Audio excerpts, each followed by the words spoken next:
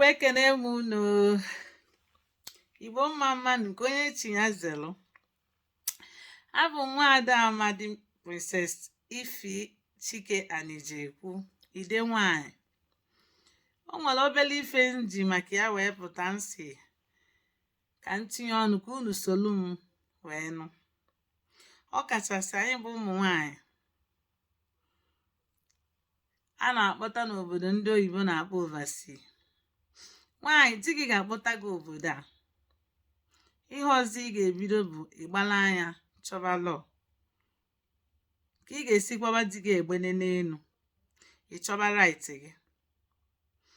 N'eziokwu, o nwekwa ka ụmụ nwoke si eme.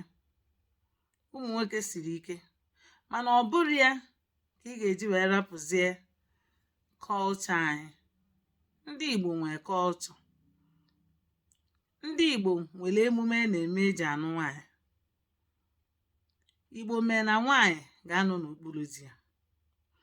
Mgbe gboo, mgbe nke ndị nna nna anyị, ọ na-abụ nwanyị chinye di ya nri, o sekpuru anị nye di ya nri, igosi na nwoke nwere oke nsọpụrụ, na nwoke nwere ugwu.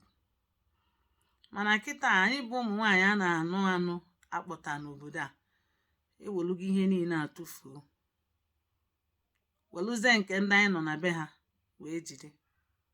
Ọ dịrọkwanụ mma.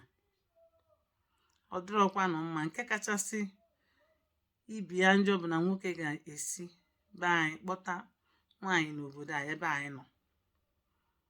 O meela ya akwụkwọ, kpọta ya, ọzụbụ ya na skuul, ọ gaba, ọ gachaa akwụkwọ, nweta ọrụ. Ịchọbazie right gị, gị bụ nwaanyị. Ịchọbazie right gị. Ịchọzie ka ị ga-esi na-achị di gị, ka ị ga-esi nọdụ di gị n'elu, na-akwa di gị egbene n'elu.